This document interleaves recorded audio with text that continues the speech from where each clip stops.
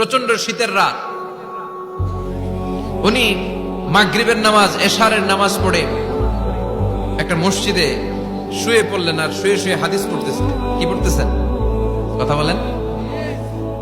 আর মনে মনে ভাবলেন রাতটা মসজিদে কাটায় দেয়, ফজরের নামাজ পড়ে আবার বেরোব। কিন্তু দারোয়ান এসে বলে মসজিদে থাকতে পারবেন না, ওঠেন। দারোয়ান আছে না? কথা কন। আহমদ ইবনে হাম্বল বললেন, আমি শুধু রাতটা থাকতে চাই, আমি তো ফজরেরও মুসল্লি, ফজর নামাজ পড়বো তো এই মসজিদে, আমার থাকতে দাও। দারোয়ান তো দেয় না, না মসজিদে থাকার জায়গা না, যাক মিয়া। উনি যে আহমদ ইবনে হাম্বল এটা চিনে নাই, থাকতে দেয়। কি করবে এখন? উনি কাঁথা গুছিয়ে হাদিসের কিতাব নিয়ে কাঁধের মধ্যে ব্যাগ নিয়ে মসজিদ থেকে বেরোয় গেলেন। কি আর করবেন, প্রচন্ড শীত, আর কাঁপতেছেন, বুড়ো মানুষ। পথিমধ্যে দেখলেন বাজার।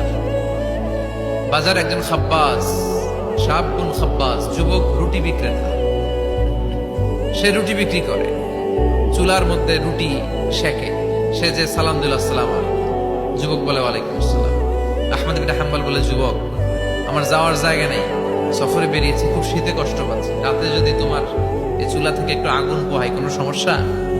যুবক বলে, না না সমস্যা না, আহলান ওয়া সাহলান, খোশ আমদেদ, আসেন আসেন, আপনি আগুন পোহাইলে আমার সমস্যা কি? সুবহানাল্লাহ পড়েন।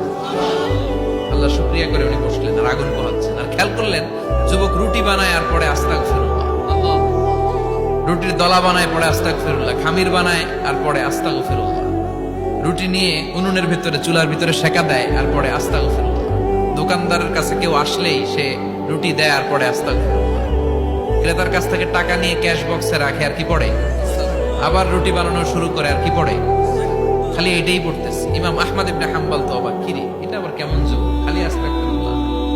উনি প্রশ্ন করলেন, যুবক ঘটনা কি? আসার পর থেকেই তোমার দেখতেছি তুমি রুটি বানাও, রুটি বিক্রি করো আর পড়ো আস্তাগফিরুল্লাহ, মালাকা ইয়া শাবাব। যুবক বলে, আস্তাগফিরুল্লাহ আমার সবচেয়ে বেশি পছন্দের আমল, আমি সব সময় আঠার মতো ইস্তেগফারের সাথে লেগে থাকি আর সব সময় পড়তে থাকি আস্তাগফিরুল্লাহ, আর এর বদৌলতে আল্লাহ আমারে মুস্তাজাবুদ দাওয়া বানিয়ে দিয়েছে। সুবহানাল্লাহ। আহমদ ইবনে হাম্বল তো অবাক, আনতা মুস্তাজাবুদ দাওয়া, তুমি মুস্তাজাবুদ দাওয়া, রুটিওয়ালা।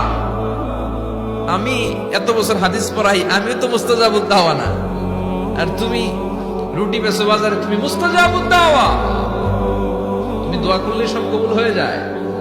যুবক বলে, না আমি মুস্তাজাব, আমি আমার জীবনে যত দোয়া করেছি কবুল করে নিয়েছে কে?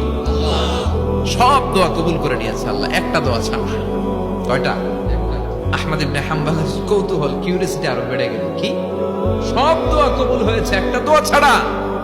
মাযালিকা দুআ ইয়া শাব, কি সেই দোয়া?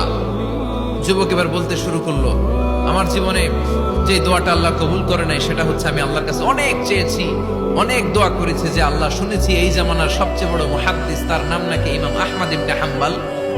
আল্লাহ তোমার কাছে আমার চাওয়া, আমি যেন এই ইমাম আহমদ ইবনে হাম্বলের দেখে মরতে পারি, আমি যেন ইমাম আহমদ ইবনে হাম্বলের হাতে হাত রেখে মুসাফা করতে পারি আর তার কপালে একটা চুমু এঁকে দিতে পারি।